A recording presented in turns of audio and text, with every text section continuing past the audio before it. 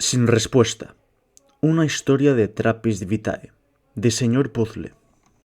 Capítulo 0. Prólogo. Sonó un pitido de una de las radios del ala de comunicación de la estación espacial de Trappist Vitae. Daenerys, pues, apretó el botón para entablar comunicación. Aquí Daenerys Guzmán Robinson de la estación espacial de Trappist Vitae. ¿Me recibís? Al dejar de pulsar el interruptor, un sonido intenso de estático llenó la oscura habitación. Era la hora de comer, y solo ella junto a otros dos compañeros se quedaron en el ala de comunicación. Las jornadas de día se cernían sobre Tlaloc, continente al que estaba sobrevolando en órbita, permitiendo entrar una intensa luz amarillenta de la estrecha ventana. Daenerys volvió a apretar el botón. Aquí Daenerys Guzmán Robinson de la estación espacial de Trappist Vitae. ¿Me recibís? Pero, de nuevo, al soltar el botón, solo salió un ruido de estática. Daenerys entornó la vista. Vio en la pantalla del dispositivo que éste procedía del Hotel Hydrositen, en la tundra roja occidental de Chantico. El sistema no podía fallar. Había más de 300 antenas de última generación apuntando al planeta y solo el planeta. La inexactitud geográfica sería improbable, y el sistema informático contaba con alrededor de 4 millones de cortafuegos.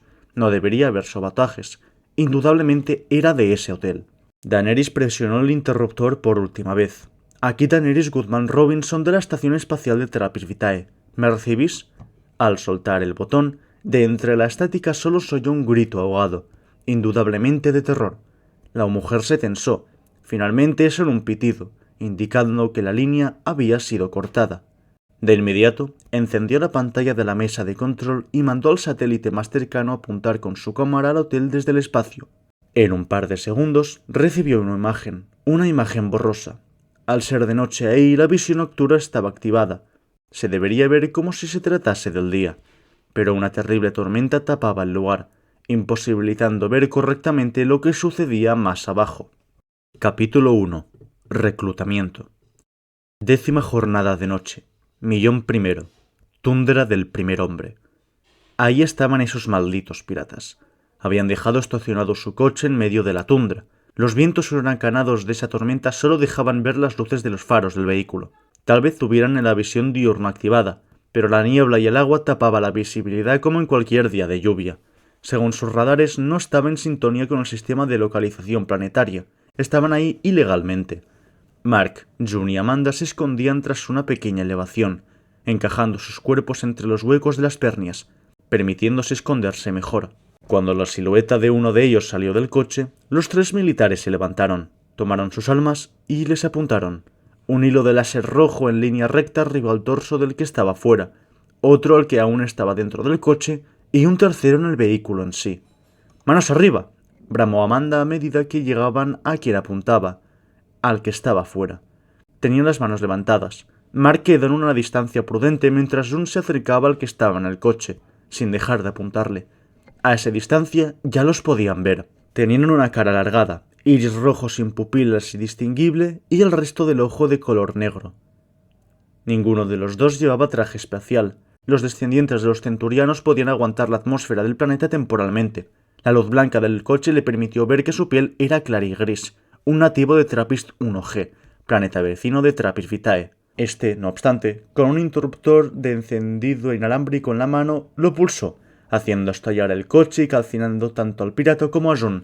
Debido a la atmósfera del planeta, una explosión que solo incendiaría el coche se elevó a metros de altura e hizo caer a Amanda al suelo por la onda, perdiendo el foco de su arma. Mark, desde la lejanía, pues, corrió con arma en mano a la escena. El otro pirata no perdió el tiempo. Ya cayendo, tomó la pistola que estaba en su bolsillo y apuntó a Amanda. Al caer al suelo, le disparó, pero por el movimiento la bala pasó de largo.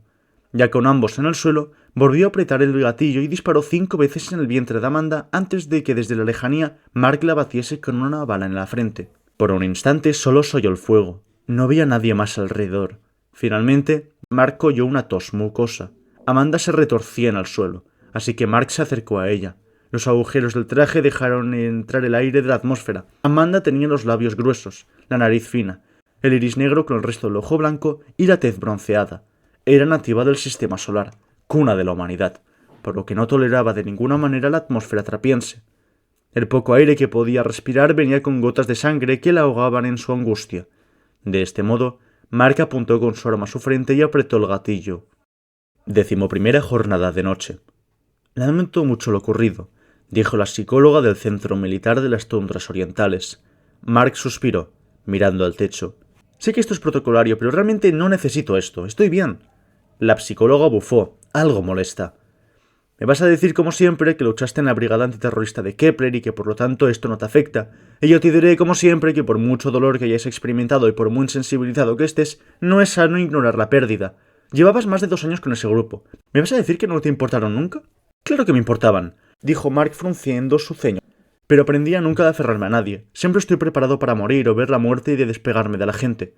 Lo lamento mucho por sus familias, pero yo estoy hecho para esto. Dijo como si lo estuviera leyendo sobre un papel. Se levantó sin escuchar lo que la psicóloga lo estuviera diciendo y abandonó la sala. Caminando por los pasillos de concreto de las instalaciones, percibió su brazo prostético vibrar. Es así que alzó su antebrazo. Parecía estar hecho de carne. Se veían los poros, cada mancha, cada pelo, pero de su piel apareció una pantalla holograma que flotaba en el aire a escasos centímetros de su antebrazo. Se veía el general de la base, un humano de Trappist 1F, de ojos rojinegros, nariz alargada, esbelto y de un tono de piel oscuro, casi negruzco. Me han dicho que os he vuelto a mandar a la mierda al psicóloga, ¿no? Mark chasqueó la lengua, molesto y con el ceño fruncido. No entiendo por qué hemos de hacernos estas revisiones periódicas. El general sonrió. Eres tan retrógrado como alguien del siglo XXII. Te explicaría el por qué es útil, pero ya te habrán intentado convencer muchas veces en vano y me sirves mejor como robot. ¿Como un esclavo? El general chasqueó la lengua ante las sonrisas de Mark. No lo mires así, por favor. Era solo una broma. Robot viene del antiguo checo que significa esclavo, justamente. Hubo un momento de silencio. Solo se oyó un trueno de la distancia. Ya basta con tus chistes, son desastrosos. Tú solo ven a la sala de las reuniones. Tengo una nueva misión para ti, si es que crees que vas bien. Sé que estoy bien, respondió Mark con un toque de agresividad. Se serenó y siguió. Disculpe, señor, ahora voy. Apagó, pues, el telecomunicador y pasó por pasadizos hasta llegar a la sala de reuniones. La sala era estrecha, con espacios para una mesa alargada y sillas a los costados. En el extremo de esta estaba sentado el general, y a banda y banda 3 mujeres, 2 de las cuales era de Trappist 1F y la otra solar. Un hombre kepleriano, aunque seguramente debía tener ascendencia solar a juzgar por su pronunciado mentón. Todo el mundo se levantó al entrar Mark. Buenos días, y todos le saludaron. Era el soldado de mayor rango con excepción del general, quien no se levantó. Mark se sentó, pues, al costado de una de las 2 trapienses. A espaldas del general había colgado contra la pared una bandera azul con un seno draco sobre un círculo rojizo y un texto que ponía Trappista Defense, la bandera del planeta. A un costado, unas ventanas estrechas y a gran altura. En las jornadas de día la luz incidía directamente sobre la mesa, pero en las de noche la luz del techo fungía de foco, salvo cuando los truenos de esa tormenta irrumpían en la oscuridad. Os he llamado, como podréis imaginar, para una misión. Ayer el ala de comunicación de la estación espacial recibió una transmisión alarmante del Hotel Hydrosithen, pero la estática no dejó oír nada y los satélites no pueden ver qué está pasando por la tormenta que está cubriendo medio Chantico. Se mandó una expedición del Centro Militar de la Tundra Occidental, pero tras perderle el rastro a cada expedición que se envió, 3 en total, se han negado a enviar más. No tienen tantos recursos, es por eso que iréis vosotros para ver qué ha pasado. Será un grupo de reconocimiento. Mark será el capitán de la expedición. ¿Alguna duda? Nadie levantó la mano. Perfecto, concluyó el general con una sonrisa. En 1 hora partiréis. Os hemos enviado la ruta a seguir con el macro a vuestros telecomunicadores. Mark, como el resto de soldados, sintieron vibrar sus dispositivos de telecomunicación al instante. En el caso de Mark, eventualmente consistía de su brazo. Al instante, todos se levantaron y se dispusieron a salir de la sala. Mark miró su brazo, encendiendo los datos de la ruta. Entrarían al desierto al acabar la siguiente jornada, durmiendo en la macro. Al siguiente día seguirían en el desierto, descansando en el Hotel Pasternak para repostar. Al tercer día saldrían del desierto que separaba a las 2 tundras chanticanas, llegando a la occidental, y al 4.º día, cuando los primeros rayos del sol rozasen el horizonte, habrían llegado al hotel. Tendrían provisiones, en caso de no poder repostar en el Hotel Hydrosithen, para un último día de viaje en dirección al centro militar más cercano, el que abandonó la visión en un inicio. Al apagar la pantalla holograma, vio que la mujer solar se le acercó, sonriéndole. Disculpa si te molesto, es solo que es un honor para mí trabajar contigo. Mi nombre es Yara, un placer, dijo tendiéndole finalmente la mano. Mark se la estrechó sin darle importancia, miró a otro lado y se fue por su camino, dejándola desconcertada detrás de él. Cada cual se preparó sus cosas en sus habitaciones y se dirigieron a la macro. La última persona en llegar sería Yara 10 minutos tarde, con una sonrisa nerviosa. Perdón por la tardanza. El kepleriano se sentó enfrente del panel de control. Era el chofer. El interior del vehículo no se diferenciaba mucho de cualquier habitación del centro militar. El techo era bajo, pero las paredes amplias. Enfrente del panel de control había otros 5 asientos. Enfrente de las pantallas que, siendo más pantallas que ventanas, mostraban lo que había justo enfrente. Es de este modo que el hombre encendió el vehículo, prendiendo las luces del interior. No se molestó en encender las pantallas. La tormenta no dejaría ver más de lo que los radares ya mostraba. Yara cerró la puerta que conectaba al macro del centro mediante un pasadizo como el de los aeropuertos y cosmopuertos con los aviones y naves. La macro era más un bloque de metal con ruedas que un vehículo. El vehículo empezó a avanzar, bajando la rampa que separaba el suelo virgen repleto de flora de la plataforma de cemento de donde se erguía con pilares el centro militar. Los suspensores del enorme vehículo eran de última generación, por lo que apenas se notó el descenso, mucho menos las pernias en forma de burbujas estallando bajo sus llantas. Tras unos minutos de silencio, una de las trapiensas dijo en el característico tono inexpresivo de voz de los suyos: «Si vamos a convivir tanto tiempo juntos deberíamos sabernos nuestros nombres». Pese a la neutralidad de su voz, por su lenguaje físico se notaba que sentía timidez. «Ya nos han pasado las fichas de cada uno», dijo secamente Mark. «Ese tono no va a ayudar a la convivencia», hizo notar la otra trapiense, de nuevo con un tono de voz neutro, pero porte más firme, casi burlesco. Mark chasqueó la lengua ante el comentario, preguntó a regañadientes: «Vale, ¿quién empieza?» «Soy Ivana Bakar Harkonnen. Soy soldado raso y me uní a las fuerzas de Trappist Vitae ya que, de pequeña, mi familia tenía una granja que quería mucho y pensé, si la fauna de la Tierra está asegurada, ¿por qué no protegerla de otros mundos?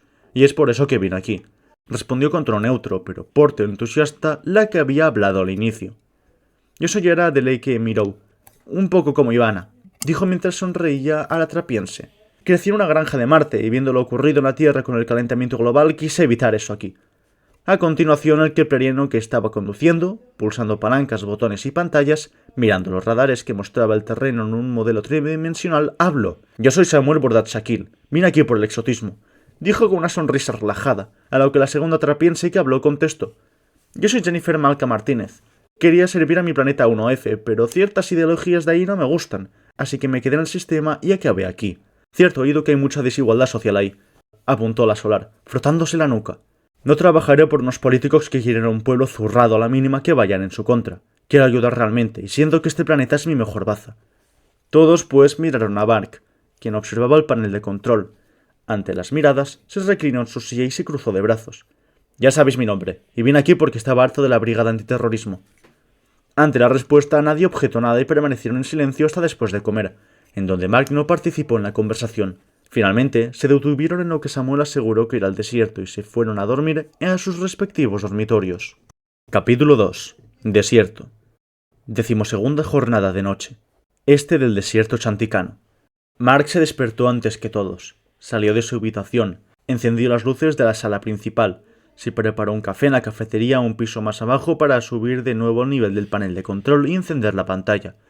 Un alargado rectángulo negro apareció en el muro de acero inoxidable pintado de negro por dentro y de esquinas curvas que tenía enfrente. Apretó, pues, los botones para encender los faros, pero solo vio 2 manchas de luz emborronadas por la violenta tormenta. Si alguna de las criaturas que por ahí debería estar escondida pudiese ver, se habrían asustado con la luz.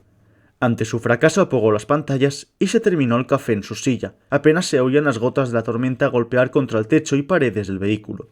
Con el tiempo, apareció el resto de la tripulación en grupo, charlando. Al ver a Mark sentado sin decir nada, callaron. «Buenos días, capitán», dijo solemnemente Samuel, a lo que cada uno se sentó en su sitio. El kepleriano encendió el enorme vehículo y empezó a avanzar. En un inicio nadie dijo nada. De vez en cuando oían truenos a la lejanía. El día entero fue muy silencioso hasta que, en un momento dado, Samuel detuvo la macro. «¿Pasa algo?», preguntó ligeramente preocupada Yara. Samuel se giró a ella con una sonrisa. «El escáner ha detectado una familia de hidrosítenes. Mientras esperamos que pasen, ¿queréis ir a verlos fuera?» «Vamos», dijo con un porte animoso Jennifer. Todos se levantaron, incluso Mark, que se llevó la mirada de algunos de su grupo incómodos. Bajaron 2 pisos hasta el hangar, y Mark, quien iba detrás, cerró la escotilla. Cada uno se puso los trajes de protección que estaban colgados a banda y banda del amplio compartimento. Estos eran unos cascos y unos trajes verdosos, como la bandera del planeta de una goma muy ancha. «¿Estáis listos todos?», preguntó Samuel mediante la radio, a lo que todos afirmaron mediante el canal compartido. Es de este modo que pulsó alguno de los botones que tenía en su antebrazo y unos tubos succionadores empezaron a absorber todo el aire del hangar. Cuando dejaron de oír el sonido de aspiración, cuando el lugar estaba en completo vacío, como en el espacio, abrió la enorme compuerta que había enfrente de ellos, dejando entrar un halo de ventisca y lluvia inmensa. Cuando la puerta quedó totalmente abierta, el grupo salió por esta. Al cerrarse bajando, pudieron usar la puerta como rampa por lo que bajar a tierra. Por fortuna no habían pernias. Mark las odiaba. Cada uno tenía un arma por seguridad, aunque los radares no habían detectado a piratas cerca, así que no debería haber ningún problema, en cuyo caso avisaría a Samuel mediante su telecomunicador. El grupo rodeó la macro, un bloque de metal tan grande que por la lluvia no podían ver entero. Los Hydrositen debían estar enfrente del vehículo, así que ahí fueron. Fuera de los focos que había encendido Samuel y de las linternas del equipo, no vieron mucho rayo de la tormenta de la noche. No hasta que un destello de luz azulada en el horizonte permitió ver unas negruzcas siluetas a la lejanía. Parecían ser más grandes que la propia macro. Era un grupo entero. «Es precioso», mencionó Yara. En un momento dado, Mark sintió su brazo vibrar. Vio que Ivana quería compartir un canal de radio privado con él, a lo que, con el movimiento de sus ojos que leía el casco, indicó que sí aceptaba la invitación. De este modo dejó de oír las impresiones de los demás, solo lo que Ivana podía decir. ¿Necesitas algo, Ivana? «No me parece correcta tu manera de comportarte con los demás integrantes del grupo, Mark», le hizo notar Ivana. Todos miraron hacia los Hydrositen, quienes de vez en cuando producían descargas eléctricas con sus colas. Mark estaba detrás de Ivana, por lo que solo entornando la mirada la pudo ver, con una postura que no quería simular emoción alguna. De este grupo eres la que más respeto, Ivana. Se nota la disciplina en tu porte. No desperdicies ese respeto. Es complicado de conseguir. «Entiendo tu postura de ser rígidos y ceñirnos a lo dicho, Mark, pero podrías llegar a entorpecer la misión si no mejoras la moral del equipo». Mark no dijo nada. Simplemente se fue del canal privado, se dio la vuelta y esperó en el hangar hasta que todos hubieron vuelto. Nadie se había percatado de la partida de Mark, o a nadie le había importado. Ivana volvió al canal conjunto. Eran criaturas con unas colas repletas de pelo. Tenían 8 patas segmentadas en fundas de queratina. A banda y banda tenían unas branquias semejantes a las de los tiburones. Tenía el pico más fuerte del planeta y carecía de ojos, como todas las especies de Trappist. Eran los seres terrestres más grandes del planeta y emitían las descargas eléctricas más poderosas de todas para defenderse. En un momento dado, un montón de truenos brotaron del grupo casi al unísono, como una traca. El grupo se agachó ante el estruendo. Vieron, pues, una silueta que huía de ellos. Era más esbelta, sin cola, con 6 patas, de las cuales solo una, la del centro y más delgadas, tenía las fundas de queratina. Las otras tenían placas, sí, pero no estaban totalmente recubiertas. 2 chepas cual camello y el pico más afilado. Seguramente un carnívoro Duserton que osó cazarles. De nuevo en el panel de control, tras esperar a que los Hydrositen partiesen, Samuel continuó la ruta. En un momento dado, los radares le alertaron que se acercaban al Hotel Pasternak. Es así que encendió las pantallas que fungían de ventana. En medio de la borrosa oscuridad, a la lejanía percibieron unas luces, de un edificio enorme que simulaba la forma de una pirámide maya. Es de este modo que tomó una radio y habló por ella. «Aquí Samuel Bordachakil, macro militar E-15-1, ¿me recibís?» Dejó de apretar el botón, y tras un segundo de estática oyó una voz. «Aquí Alejandro Svenov Pipernea del Hotel Pasternak. Le recibimos. Recibimos el mensaje del Centro Militar de la Tundra Oriental. Diga el código de verificación que le hemos enviado». En una de las pantallas del panel de control apareció una serie de letras y números que Samuel pronunció. A continuación, Alejandro volvió a hablar. «Entren por la compuerta L2». De las muchas luces del hotel apareció un rectángulo luminoso a ras del suelo de uno de sus costados.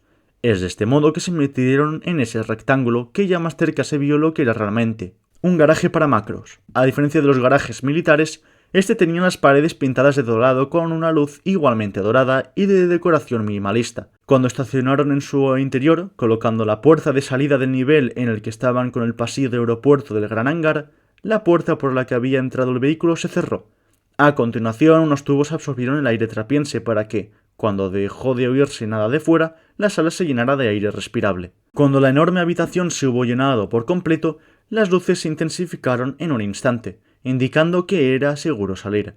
Samuel pues apagó a la macro, dejando de verse lo que tenía enfrente, y todos salieron por la puerta de entrada. Allende a esta había un pasillo también de color amarillo pastel y decoración minimalista que conducía al hotel mismo. Al fondo de este pasillo había un hombre solar con chaleco, corbata y risueño. El grupo avanzó hacia él. «Buenos días», dijo a medida que el equipo se acercaba. «Mi nombre es Alejandro Svenov. Le tendió pues la mano a Mark, quien estaba al frente del equipo y quien llevaba más medallas, por lo que intuyó que era él el líder. Mark se la estrechó, pero no sonreía. Soy el capitán Mark. A no compartir su apellido con él, el general del hotel se tensó, diluyendo su sonrisa. Yara dio un paso adelante, tendiéndole la mano tranquilizadoramente. Yo soy Yara de Leke. La confianza de la sonrisa del hombre volvió. También se la estrechó a Ivana, Jennifer y Samuel. Cuando hubo terminado, continuó. Bienvenidos seis al Hotel Pasternak. Por favor, acompañadme en vuestras habitaciones. El hombre empezó a avanzar a medida que el grupo le seguía. Pasaron por la sala principal, con una enorme ventana que miraba al exterior del planeta, ahora totalmente oscurecido salvo por esporádicos truenos y la poca luz que llegaba al suelo cercano del desierto. Este hotel fue fundado en el 25.030 del primer millón de años por Valentina Pasternak. Es la más grande de Chantico y el segundo del planeta, solo superado por el Hotel Acuario en Tlaloc. De momento solo llevamos 1.000.000 de años. ¿Qué va a ser? ¿Del segundo?, dijo Mark mofándose, a lo que Alejandro no dijo nada. Es de los antiguos, hizo notar Ivana por romper el hielo, a lo que Alejandro sonrió. Sí, es el segundo que se fundó de todo el planeta. Al costado contrario de la ventana gigante había una recepción y un punto de información. Las paredes allí eran de un azul pastel con pinturas de criaturas de la región con colores planos como Carnivorus, Hidrositen o Pernias azules. Del techo colgaban esferas que emanaban una luz suficiente como para iluminar la sala entera. Sí, se ve, es bastante retro, comentó Jennifer, a lo que también preguntó.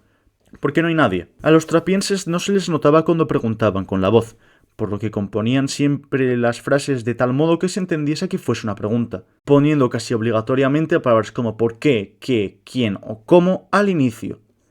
En las jornadas de noche no viene mucha gente aquí. Se detuvo en medio de la sala, dirigiéndose a la pared, por lo que todos le siguieron. Se detuvo en medio de la sala, dirigiéndose a la gran ventana, por lo que todos le siguieron. Casi parecía un aeropuerto. Quieren ver a los animales desde la ventana, no la oscuridad, mucho menos la tormenta. Pero es justo esto lo que más me gusta. Ver las nubes iluminadas por instantes fugaces por los truenos. La belleza de las nubes está realmente infravalorada. De vez en cuando se ve la silueta de alguna criatura. Decía obnubilado por la oscuridad. «Es usted de Venus, ¿no?», preguntó Samuel divertido. A lo que Alejandro se giró a él con una sonrisa. Habrán quitado la atmósfera sobrecargada cuando terraformaron mi mundo, pero las nubes siguen siendo abundantes. Me recuerda a mi hogar. Siguió, pues, el camino. Cuando sean las 10 de la tarde os esperaré en mi comedor privado. Les enviaré su ubicación con mis telecomunicadores. Al instante el brazo de Mark vibró. El hombre estaba rapado y tenía una luz verde tintineante incrustado en su cogote. Debía tener un chip neuronal con el que controlaba los aparatos digitales. Alejandro les condujo a sus respectivas habitaciones y se fue. Se había preparado para la cena carne de cerdo, ensalada con gambas y aguacates con la nuez minúsculas, caracoles albinos gigantes en cazuela, sushi y tostadas con mantequilla. Como lo tenía Mark, Alejandro era un nostálgico de su tradición solar. Él, como un buen kepleriano, prefería un solo plato predefinido, no un montón de alimentos separados del que ir picando. Le ponía indeciso y odiaba esa sensación. ¿No se me ha notificado el motivo de la emisión? ¿Es posible que me lo contéis o es secreto?, preguntó Alejandro tomando un par de gambas albinas con una pinza. Al instante, todos los subordinados de Mark se giraron a él, esperando una respuesta. Se recibió un mensaje de un hotel. Es ilegible, pero parecía alarmante. Por la tormenta nada de la órbita puede bajar, por lo que nosotros hemos ido directamente a tierra. Con interés en su mirada, Alejandro preguntó tenso. ¿Cuál hotel es? Hidrositen, dijo sin añadir nada más, ocultando su descontento de tener que decidirse por qué meter en su plato. Alejandro palideció por un instante. ¿Hidrositen? Sí, dijo Mark, cortante e impaciente. El tema de la elección de la comida le estaba quitando la paciencia. Ahí trabajaba un buen amigo mío. ¿Saben algo? Sé que a lo mejor es algo confidencial, pero es que me preocupa. Mandaron un par de expediciones desde la central militar más cercana, pero ninguna ha vuelto, así que nos han enviado a nosotros. Somos algo más competentes, supongo. Alejandro abandonó todo rastro de desenfado y se reclinó en su silla. Sintió que se iba a desmayar. Ivana le dedicó una mirada inexpresiva a Mark, mostrando su molestia. Luego se giró a Alejandro y le acarició el brazo. Disculpa al capitán Mark, ha sido un viaje largo. Lo más probable es que solo sea un problema de comunicaciones. Si algo hubiese llegado a ocurrir, hay aire respirable y alimento para al menos 10 años en los búnkeres. ¿Acaso tu amigo es bueno en su trabajo? Alejandro cerró la boca y asintió, aún pálido. Ese acaso podría haber sido insultante, pero al venir de un trapiense era entendible. Entonces no pasará nada. Le sacaremos de ahí, haremos un informe y el seguro se encargará de los residentes y de los daños. Esta tormenta es la más agresiva desde hace casi 50.000 años. Dudamos que sea algo grave. Pese a la inexpresividad de la voz de los centurianos, con el tono lo suficientemente bajo podía llegar a relajar. Alejandro tragó saliva y se reincorporó en su silla. Gracias. Con toda esa conversación, Mark aprovechó para servirse sushi. Justamente hablé con él hace unos 3 días por el teléfono. Mark alzó la mirada de su plato, abriendo los ojos ampliamente. Samuel también pareció despertarse con eso, su boca llena de aguacate.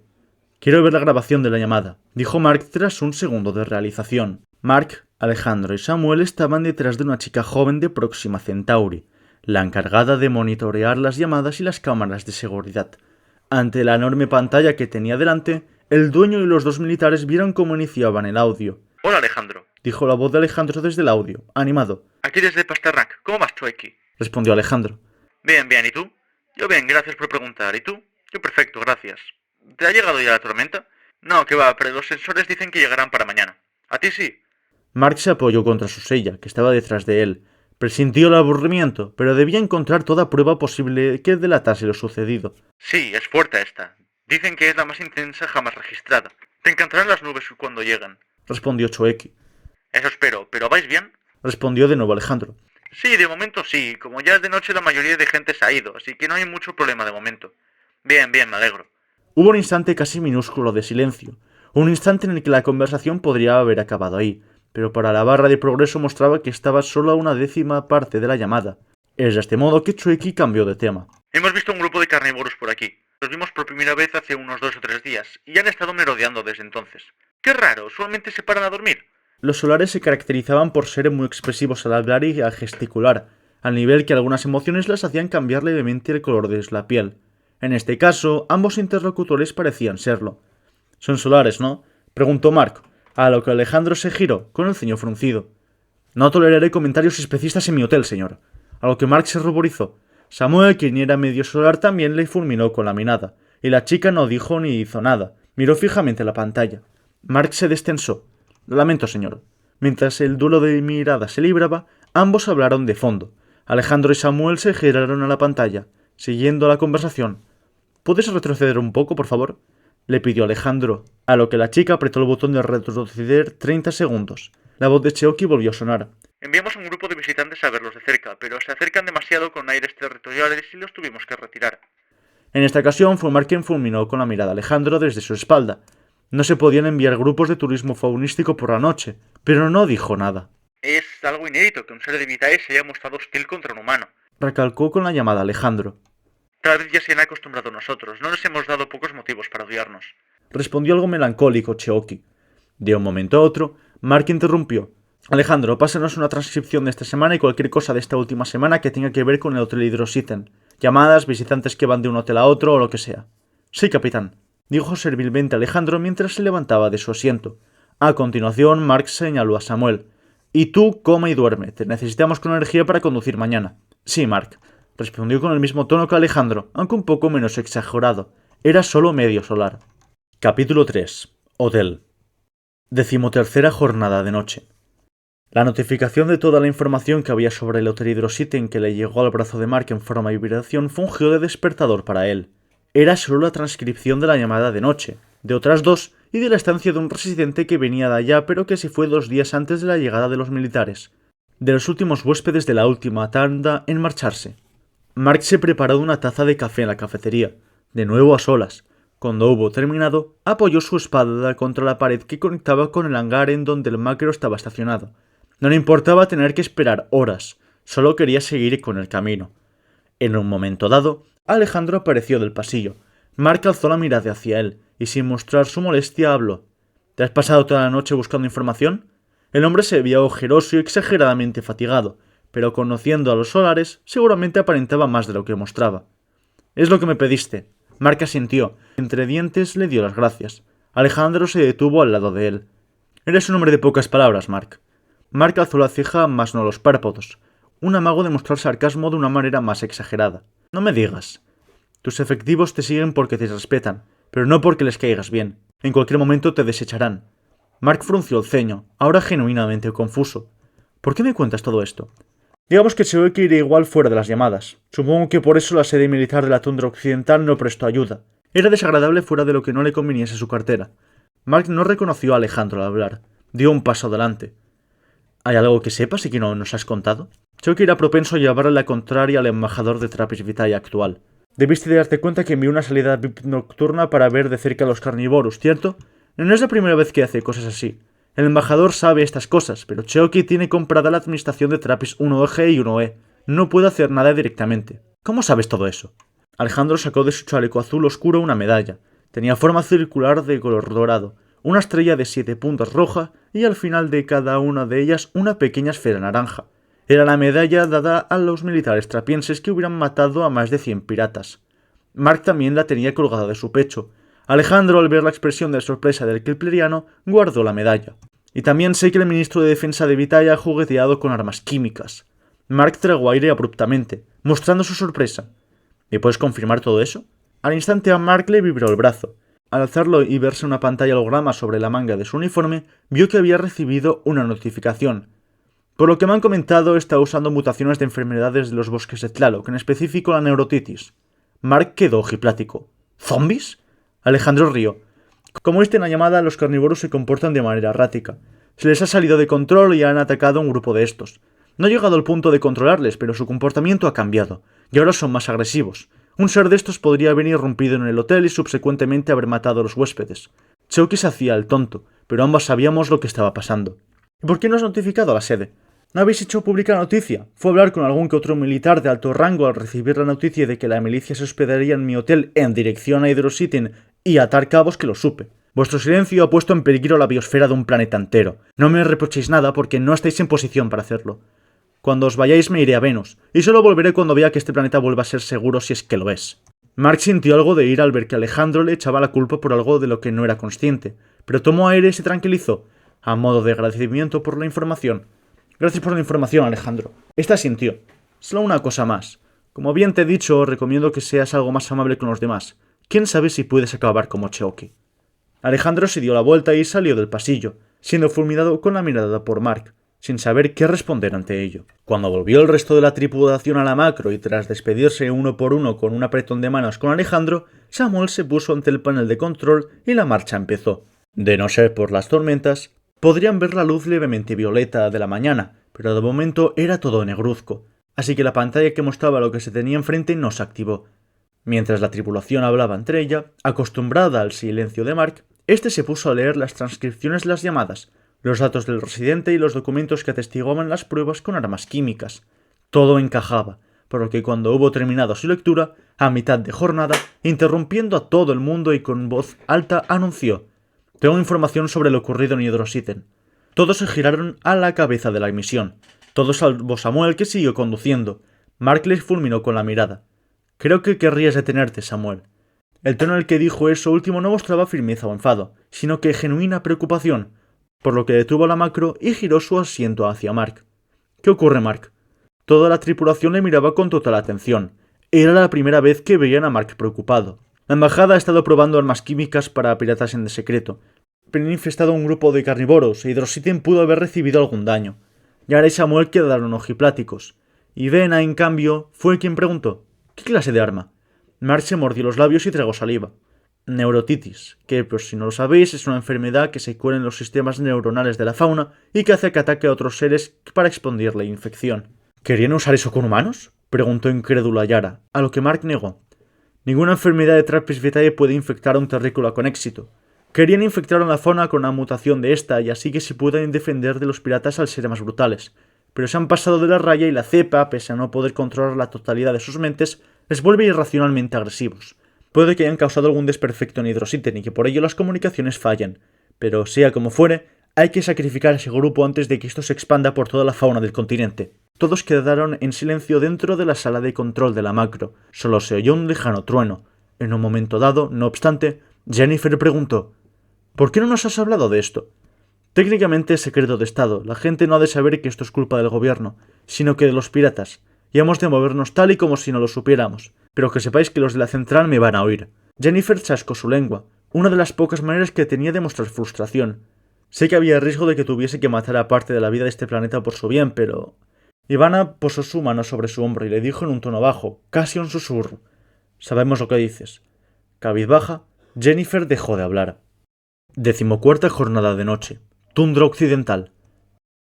La luz del sol ya permitía discernir entre la negrura del suelo y lo morado del cielo matutino trapiense, por lo que Samuel había ya encendido la pantalla que fungía de ventana delantera, permitiéndose ver la noche. Al fin algo de luz, comentó Yara al inicio de ese día. Aún así, ese morado era aún muy grisáceo por las nubes, y la tormenta aún removía el aire. Finalmente, cuando el reloj marcaba las 9:30 de la noche, vieron una silueta cuadrada alzándose por sobre el horizonte. Al contrario que en Pasternak, ninguna luz surgía de la edificación. No podía ser otra cosa que un edificio con desperfectos, uno como el Hotel Hydrosithen. Samuel volvió a mirar el radar. En 100 kilómetros a la redonda no había más que un grupo de Hydrosithen y un par de Langun volando. Al acercarse más al lugar, Samuel tomó la radio. Aquí Samuel Burdar Shakil, macro militar E-15-1, ¿me recibís? Al dejar de pulsar el botón de la radio, solo se oyó un sonido de estática, por lo que volvió a intentar de nuevo. Todos los tripulantes se miraban entre ellos, tensos. No esperaban una respuesta, pero preguntaron de todos modos como protocolo. Aquí Samuel Burdar Shakil, macro militar E-15-1, ¿me recibís? Y de nuevo, solo se oyó estática, por lo que volvió a activar la radio una última vez. Aquí Samuel Burdar Shakil, macro militar E-15-1. ¿Me recibís? Pero, como era de esperar, el sonido de estática volvió, por lo que apagó la radio y siguió en dirección a la edificación. Paró enfrente de una de las puertas de los hangares laterales. Samuel mandó un dron para que sobrevolase la estructura y que, con georradares, diese un informe del estado del hotel. Al cabo de un minuto en el que vieron una luz tintineante sobrevolar el edificio a través de la ventana delantera, Samuel recibió un informe que proyectó sobre la ventana. Aparte de una imagen tridimensional de la estructura en donde el mirador principal tenía un boquete, había una serie de notas. Ventana principal gravemente dañada. Sin aire respirable, sin actividad humana desde hace 5 días. Alimentador de energía roto. Puerta del búnker obstruido. Samuel apagó el proyector y se giró para mirar a Mark. Todos le observaron. ¿Qué hacemos, Mark? Este bufó, pensando. Jennifer, Ivana y yo iremos al interior del edificio para hacer una reconstrucción de los hechos. Samuel y Yara os quedaréis en el vehículo a vigilar. Ante el comando, Mark, Jennifer e Ivana se levantaron de sus asientos mientras que Samuel y Yara se quedaron sentados. El trío bajó los 2 pisos antes de llegar al hangar. Se pusieron sus trajes y se armaron. Mark, con el telecomunicador, llamó a Samuel.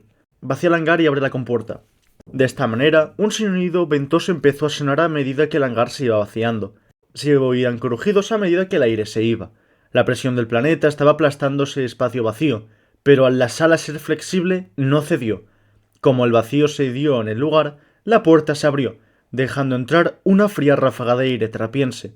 La lluvia también llegó al interior, pero con menor intensidad que la última vez. Cuando la puerta hubo tocado el suelo, los 3 salieron del lugar y se dirigieron al hotel. Debían evitar pisar las pernias para no afectar a la biosfera del planeta. Finalmente, llegaron al cristal principal por donde poder observar el paisaje trapiense. El cristal estaba totalmente reventado, había esquirlas de material esparcidos por el suelo. Mark activó su brazo y apuntó su palma hacia los fragmentos. Pese al guante que tenía puesto, la mano pudo percibir de los 20.000 fragmentos que quedaban del enorme cristal las nanofisuras de este, que se traducían, según los sensores, en que un ser orgánico era el resultado de su destrucción. Mark pidió verificar la información 3 veces, pero el resultado era siempre el mismo. Mientras analizaba los cristales, Jennifer y Ivana se adentraron a la construcción. En el suelo vieron desperdigados un montón de cadáveres. Sus cascos inteligentes les permitieron saber la causa de muerte de cada uno junto con sus dados. La mayoría murieron por asfixiamiento o por pedazos grandes de cristal que les hubieran perforado zonas vitales. La muerte ese día no se olvidó de nadie. Había hombres, mujeres, ancianos, niños. Es la primera vez que veo tantos muertos de golpe, afirmó Jennifer. Ivana pues la miró y apoyó su brazo sobre su hombro. En ese instante, el casco de Jennifer percibió una causa de muerte peculiar, partido en 2. El instrumento que efectuó la defunción de Caterina Harkonnen Atanas debía de ser un elemento dividido en 2 que se cerró en la carne, algo semejante al pico de un ave o de un carnivorus. El resultado, que lo que más se le parecía a la herida mortal, era de un carnivorus omnivorae. Aparte, la saliva que había tenido contacto con ella era infectada por una mutación de la neurotitis marioneta, coincidiendo con lo especulado por Alejandro. Ante la escena, Mark les habló por la radio desde la lejanía. Mi brazo ha dicho que lo que ha roto el cristal era un ser orgánico, y nosotros hemos encontrado una herida mortal producido por uno, afirmó Ivana rápidamente. Mark avanzó hacia ellas. La lluvia de la tormenta ya no les daba, cubiertos por el techo, pero el agua venidera de fuera convirtió el lugar en una serie de ríos rojizos diluidos por la lluvia. En el tiempo en el que llegaba Mark, Otros 5 muertos y más de 12 restos humanos atribuyeron esas muertes a heridas hechas por esa especie de carnívoros. Cuando Mark llegó, su mano adquirió la información de sus compañeras, y después de inspeccionarlas con detenimiento mirando la pantalla holográfica que sobre su antebrazo se proyectaba, apagó su luz y ordenó: Jennifer y Ivana, id al búnker para comprobar los muertos. Yo iré a por los registros de seguridad para ver qué ha pasado. ¿Están seguros de que separarnos es la mejor opción?, preguntó Ivana, a lo que Mark la ignoró malhumorado y fue por su propio camino. Ivana y Jennifer se miraron, ambas encogiéndose de hombros, y se dirigieron hacia el búnker. Bajaron por las escaleras de emergencia, puesto que los ascensores no funcionaban. Llegaron a un piso subterráneo, ambas con las luces a máxima luminosidad, para no perder ningún detalle, ya que la luz no llegaba hasta tan bajo y por lo tanto la visión diurna no funcionaría. Finalmente, llegaron a un largo y ancho pasadizo. A lo lejos se veía un cuerpo, demasiado grande en su lejanía para tratarse de un humano. Los cascos de Ivana y de Jennifer escanearon a la criatura. Las lecturas apuntaban a que era un Carnivorus omnivorae muerto por una hemorragia infectado por una mutación de la neurotitis marioneta. Confiando en los escáneres, las dos mujeres caminaron hacia el cadáver. Era una criatura de unos 2 o 3 metros de longitud, con 6 gruesas patas con placas de queratina y 2 adicionales a los laterales más delgadas y totalmente segmentadas. Tenía 4 rajas a banda y banda del cuello que fungían de branquias, como las de un tiburón, y en el extremo del cuello había un enorme pico. En este, de una de las comisuras de la apertura bucal a la punta de esta, había una grieta, y de los segmentos de su pata había un montón de grietas más. Parecían tallos de árboles viejos. Un gran agujero de su lomo se abría y bajo él vieron el torso de un soldado. Según los datos que recopilaban sus cascos inteligentes, murió por el aplastamiento y el boquete del costado se daba una escopeta de la milicia trapiense. A esas profundidades no se oía el caer de la lluvia. La herida del pico debe de ser de haber golpeado el cristal, afirmó Ivana, a lo que Jennifer asintió. El suelo estaba húmedo y lleno de charcos, arrastrados por la lluvia de la tormenta desde el boquete por el que entraron. A continuación, ambas rodearon a la criatura por el mismo costado, Ivana por delante de Jennifer. Al atravesarla, los charcos de sangre, ahora más abundantes, pasaron a ser rojizos. A pocos metros delante de ellas, había una gruesa puerta de metal abollada, haciendo que ésta se abriera por unos centímetros. Entre el cadáver del Carnivorus y la puerta había unas piernas que, a juzgar por la indumentaria, debieron pertenecer a otro soldado. En las paredes también vieron quemaduras producidas por impactos de bala. Ivana avanzó muy lentamente mientras que Jennifer no se movió demasiado de donde estaba. La que se había adelantado se asomó por uno de los boquetes. El búnker era una sala enorme, debía medir docenas de metros de profundidad, y en el suelo estaban tumbadas por lo menos una veintena de personas. Los análisis del casco apuntaban a que estaban todos muertos por asfixia. Todos eran centurianos, la única especie de humanos capaz de tolerar el aire trapiense por un momento. Ivana dio un par de pasos atrás. No ha habido supervivientes de esa noche, dijo tétricamente. Jennifer tragó saliva, sin sorprenderse del todo por la afirmación. Ivana le contó lo que había en la sala para luego especular. Creo que la criatura irrumpió en el hotel. Al abrir el cristal, todo el aire trapiense entró, dejando inconscientes a los solares y keplerianos de allá y permitiendo a los centurianos subir aquí. Pero debió seguirles por el ruido y debió intentar abrir la puerta del búnker al cerrar. El cristal y el metal pudieron haber provocado la brecha en su cabeza. ¿Y las grietas de las patas?, preguntó Jennifer. Tal vez al bajar la escalera llevó al límite su cuerpo. Ningún ser con esas articulaciones debería poder correr y mucho menos bajar escaleras. Informemos, pues, dijo a punto de oprimir el botón que había en su antebrazo para abrir el canal de radio a todos. No obstante, oyeron 2 disparos de la distancia. Mientras Jennifer y Ivana se fueron al búnker, Mark subió escaleras y rampas de emergencias puesto que los ascensores no funcionaban. Él sí pudo activar la visión diurna. Finalmente, en el amplio pasillo que conectaba con la sala de registros de seguridad, señaladas en los mapas que le dieron al inicio de la misión, Mark vio a un Carnivorus. Como primer instinto, le apuntó con su arma. De un instante a otro sintió un calor inmenso recorrer su cuerpo dado el susto, pero pasado un segundo, vio que la estera no era tan peligrosa. Al Carnivorus le salía una segunda, más pequeña y deforme cabeza de su nuca. Estaba en proceso de mitosis, un término pseudo-informal que los biólogos del planeta atribuían al modo de reproducción de la mayoría de la fauna de Vitae. La mayoría de científicos no se explicaban cómo unos seres tan complejos habían podido sobrevivir cientos de millones de años con un sistema de reproducción tan simple. Típico de los microbios más simples de la Tierra. Tenían datos, pero los números no solían cuadrar del todo. Había mucho que al humano se le escapaba. Mark se alegraba de no estudiar eso, no quería una cosa más que le quitase el sueño por la noche. En ese estado, esos seres debían ahorrar toda la energía posible, por lo que quedaban en una suerte de coma. Mark estaba a salvo.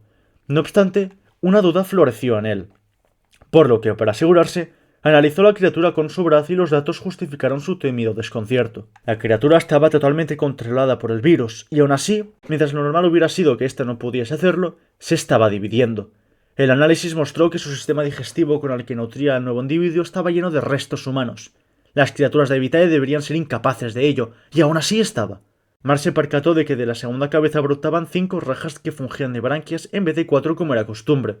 Como pudo prever, el consumo humano no iba a salir gratis para el nuevo individuo por las mutaciones y potenciales enfermedades. En ese momento, la segunda cabeza se levantó y, sin ojos, pareció estar mirando fijamente a Mark, quien, tras suspirar en una mueca digno de un solar, disparó instintivamente al pico, dejando salir un par de esquirlas de su tejido duro, lo que más parecía una cabeza. Eso hizo que el más grande convulsionara con una sola sacudida. Recordó, pues, que las normas del planeta no funcionaban como las terrícolas, por lo que rápidamente corrigió su error y disparó en el lomo de la más grande, en donde lo que se podía llamar como su cerebro se hallaba. Afortunadamente, tras convulsionar por unos instantes, ambos cuerpos se relajaron, dejándose caer y muriendo. El sonido de los disparos fue fuerte, tanto que ensordeció por un instante a Mark en un ambiente cerrado pese al traje, y tanto que se oyó desde la macro. Samuel y Yara, como sería previsible, se sobresaltaron, por lo que el conductor tomó la radio. Aquí Samuel Bordachakil, macro 15-1 aquí Podrositen, ¿me recibís? Afirmativo, Dijo Mark a través de la radio. Luego Jennifer, quien especificó que Ivana estaba a su lado. ¿Es que acaso no estáis juntos? Da igual. ¿Qué ha sido ese ruido? he sido yo, Confesó Mark. Me he encontrado con uno de los carnívoros. Estaba haciendo la mitosis, pero de golpe se ha movido. Lo interpreté como una amenaza y lo maté. ¿Cómo que se movía mientras hacía la mitosis? Establezcamos que esta edición de Neurotitis sigue siendo un misterio para nosotros. El análisis que mi brazo le ha hecho es un auténtico despropósito. Dejad que os lo mande. Al instante, en una de las pantallas de la macro apareció una notificación de que Mark había enviado un informe, pero otra noticia alertó al grupo. 3 cuerpos de aproximadamente 3 metros de longitud se acercaban a una velocidad demasiado alta para su tamaño, siendo seres de Trappist Vitae hacia ellos por tierra. ¡Mierda, se acercan piratas! Exclamó Samuel.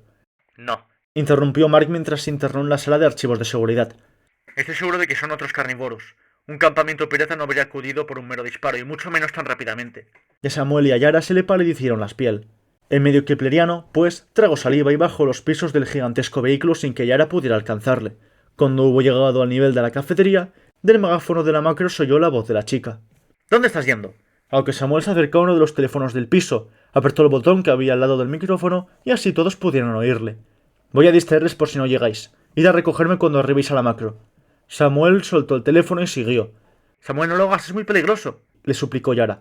Pero Samuel siguió bajando. Llegó al hangar.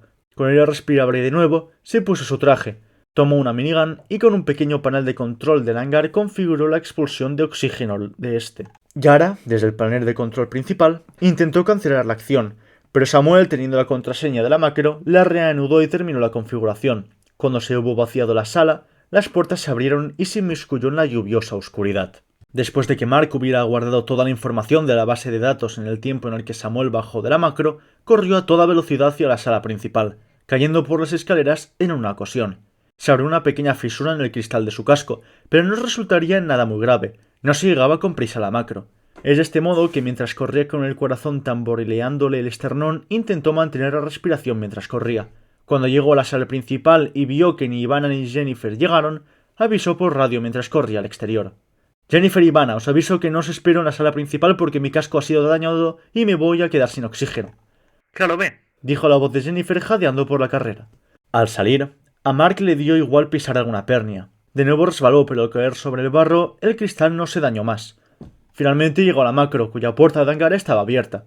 Es de esta manera que entró y la cerró. Abrió el pequeño panel de control de la sala y configuró el intercambio de aire trapiense a aire respirable. No obstante, a un segundo antes de que empezase a aspirar, cuando la puerta se cerró, recordó la fisura de su casco, por lo que antes de que el hangar empezase a aspirar aire, se tapó la fisura con la mano. Al instante, el sonido del aspirador de gas empezó. De nuevo, el hangar crujió, pero Mark pudo seguir respirando, solo con destapar su casco. Se quedaría sin aire. Afortunadamente, pronto el aire respirable volvió y Mark se pudo permitir separarse la mano del casco.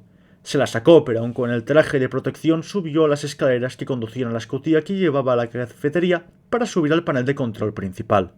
Yara estaba delante del mar de botones y pantallas. Se veía perdida. ¿Cuál es la situación? Yara se giró a él, notablemente preocupada con facciones casi actuadas de lo exageradas que estaban. Si traes el traje aquí no lo podrás volver a sacar, no está esterilizado. Su casco está roto, el traje ya no sirve. Ignorando el miedo de Yara, miró los controles.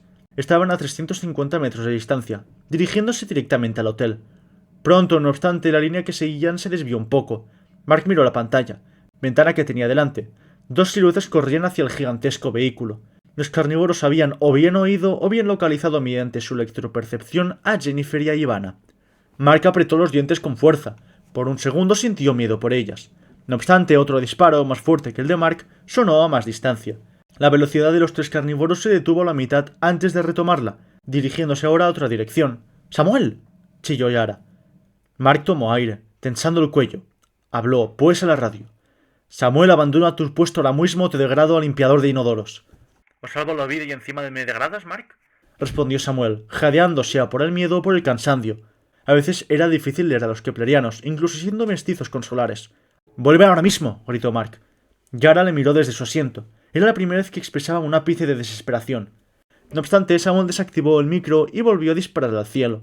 El sonido de los disparos le ensordecía incluso en campo abierto. Tenía la luz a máxima iluminación. A la distancia, pronto, vio a tres figuras que se acercaban, por lo que apuntó a lo que de momento eran solo 3 puntos en la negrura. Mark dio un par de pasos atrás.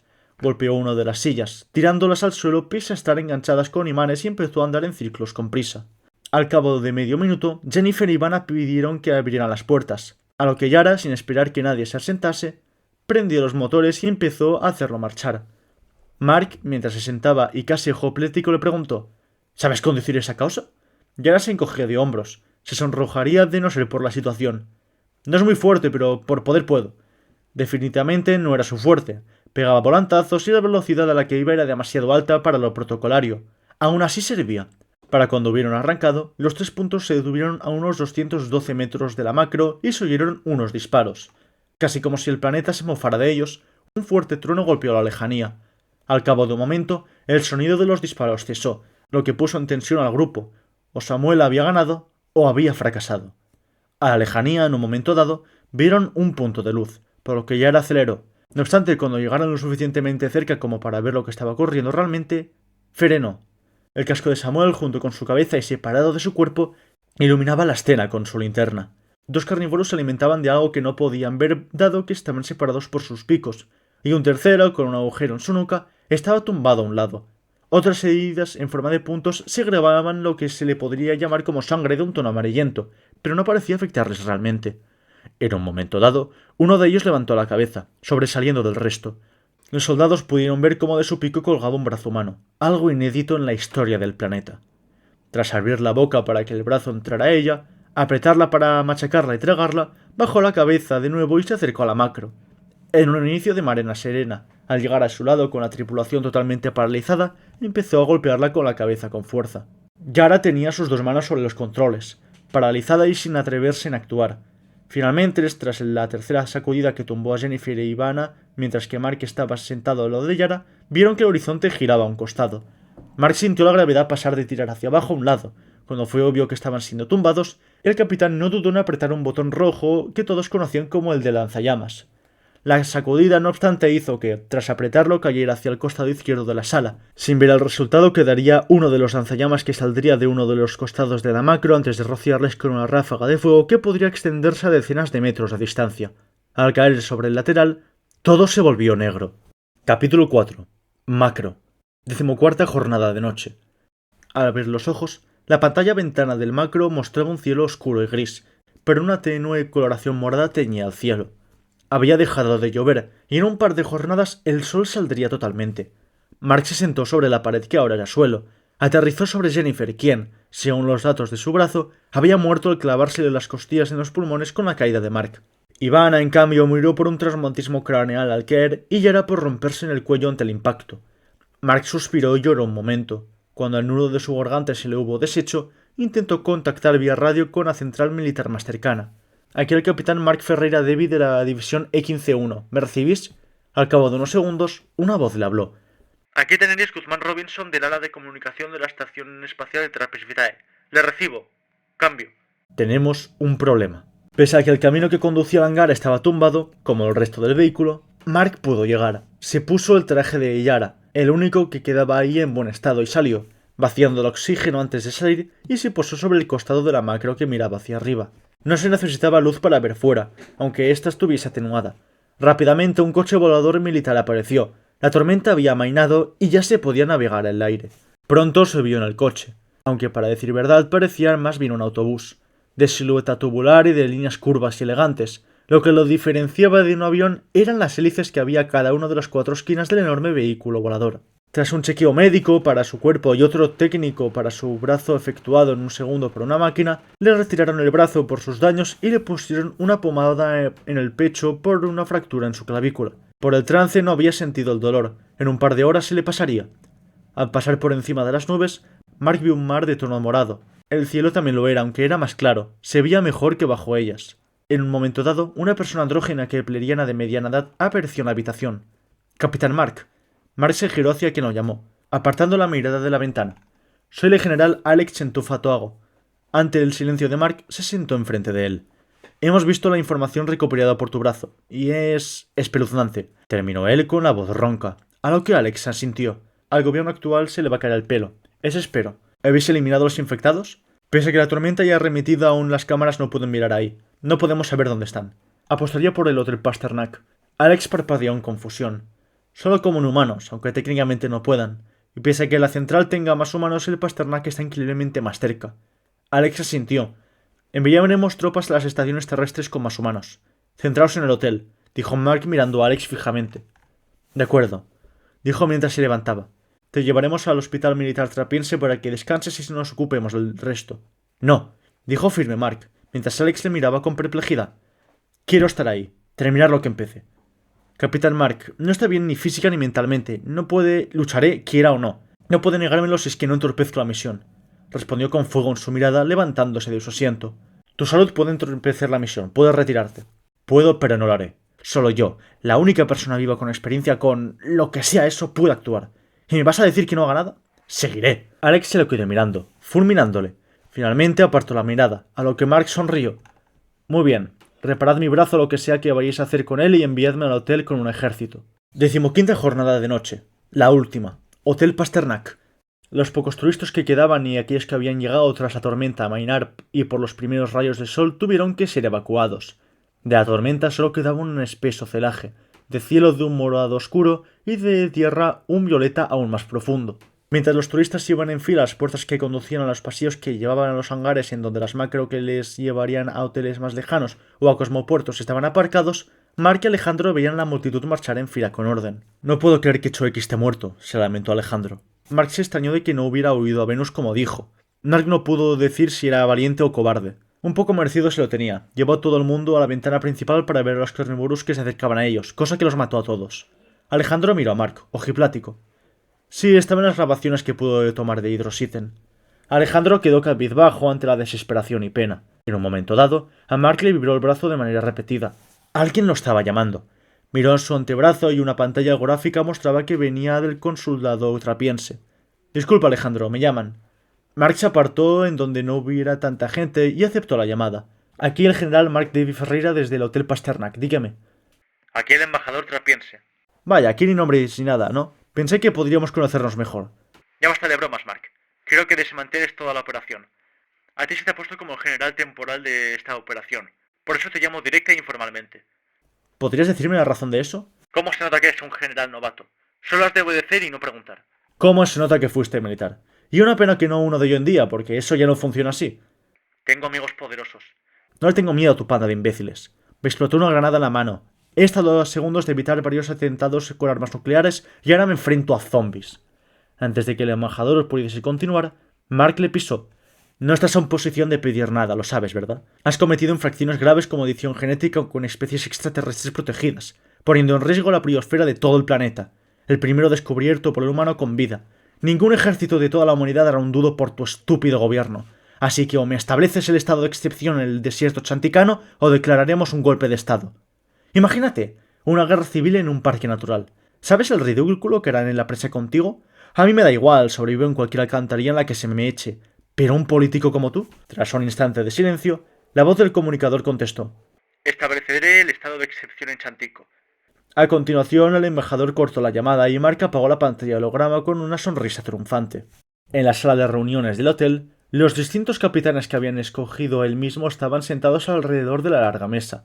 El general temporal los iba rodeando mientras con su brazo controlaba lo que se mostraba en la pizarra que tenían enfrente de ellos. Pondremos campamentos alrededor del hotel para que los humanos hagan de cebo para los carnívoros. Explicaría más de ellos, pero ya lo habéis leído en los informes que se os pasó, o al menos más os vale. Todos en la sala rieron, incluso los centurianos. Casi el único sonido que podían hacer que reflejase alguna emoción. Hay 4 satélites en órbita estática apuntando hacia nosotros y solo a nosotros para ver si algún grupo de carnívoros se acerca. Cuando eso pase, estableceremos un frente como cebo, pero los verdaderos verdugos serán 2 líneas de francotiradores que, nada más pasar las criaturas, dispararán a sus laterales en donde están los que podríamos llamar sus cerebros. Disparar desde delante será complicado ya que sus columnas vertebrales protegen a sus, y espero que ningún biólogo me mate, cerebro. De nuevo todos en la sala rieron, pero de nuevo Mark no. Si eso falla, las macros que estén en línea de defensa les arrojarán fuego, y los soldados de pie balas. Tenemos un plan A, un plan B y un plan C. Si fallamos en todos, tened por seguro que seremos el hazmerreír de toda la galaxia. Y de nuevo todos rieron. ¿Alguna duda? Nadie dijo nada, a lo que Mark aplaudió satisfecho. En ese caso, manos a la obra, avisad a vuestros equipos de su disposición. Tras decir eso, todos se levantaron y se dispusieron a irse.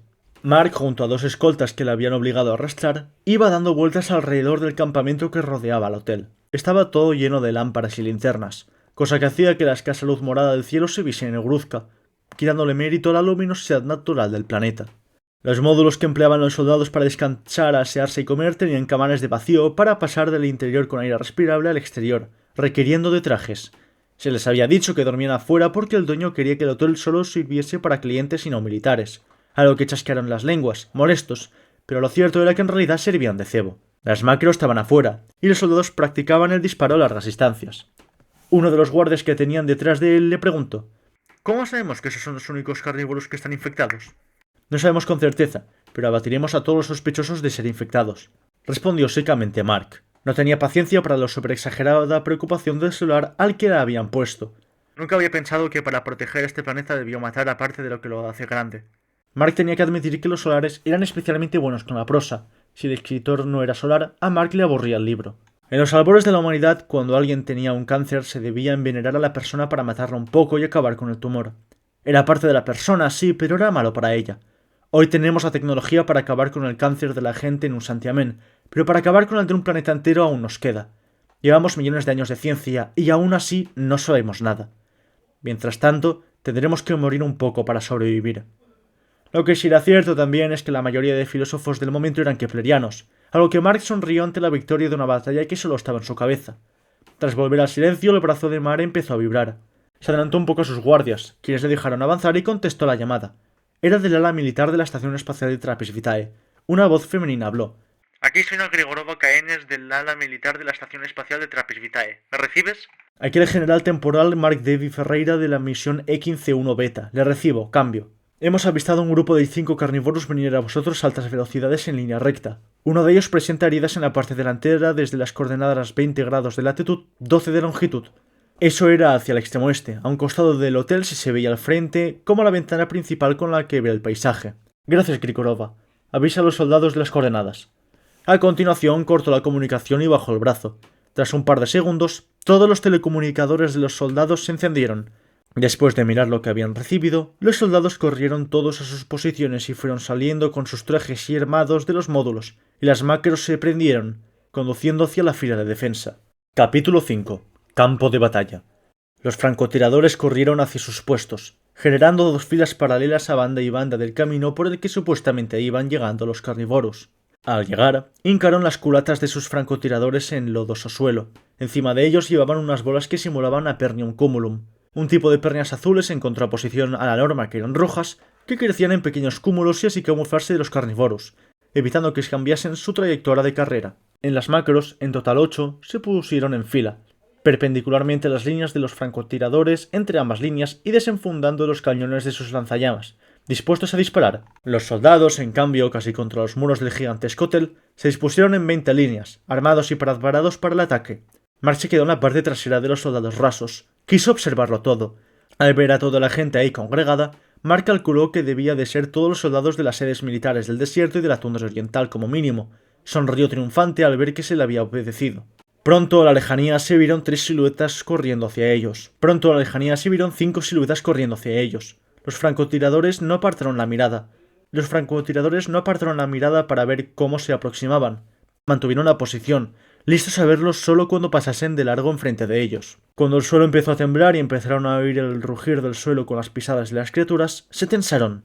Para ser francotiradores, se debía instalar un nervio cibernético que conectaba el ojo con el dedo índice que permitiera reaccionar en una milésima de segundo para no fallar. Las luces de los cascos de los francotiradores permitieron ver a los carnívoros al entrar al camino.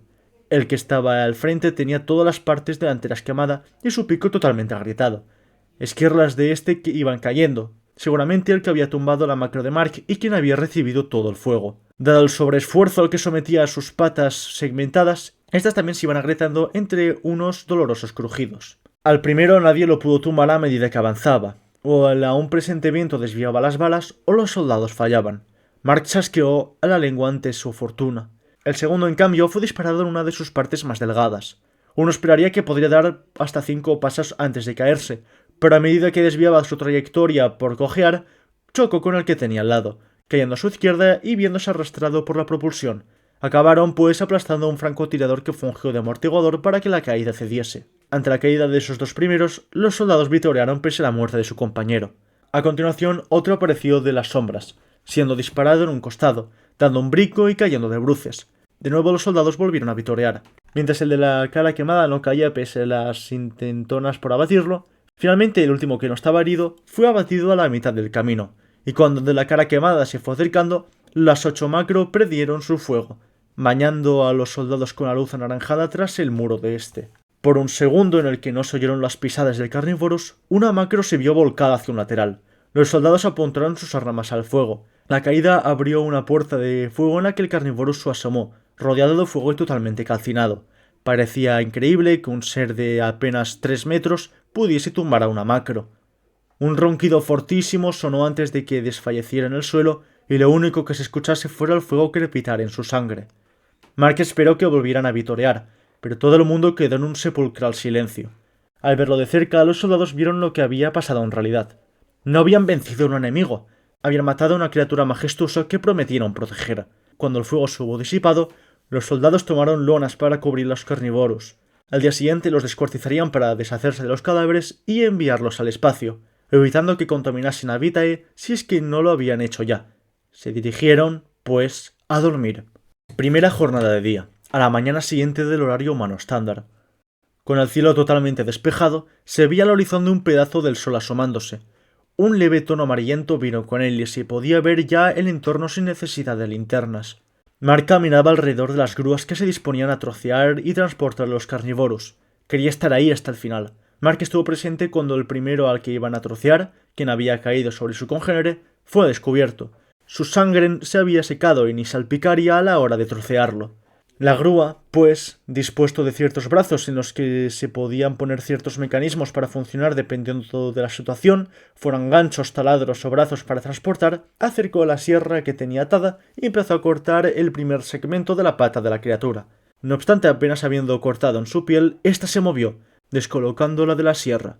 Al instante, todos los soldados de en derredor apuntaron sus armas a la criatura.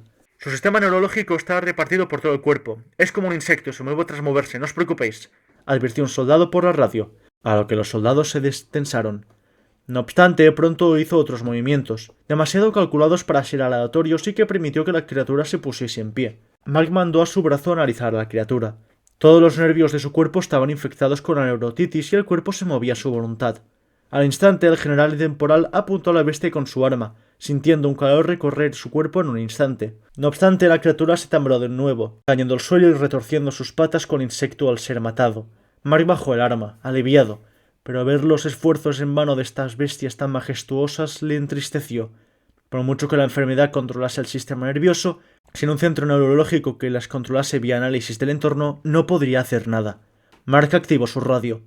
«Calcinad a estas pobres bestias y dadles un final misericordioso», dijo en un tono apagado, como el de Ivana y Jennifer. Las macros se prendieron, dispuestas a dirigirse a los supuestos cadáveres con sus lanzallamas.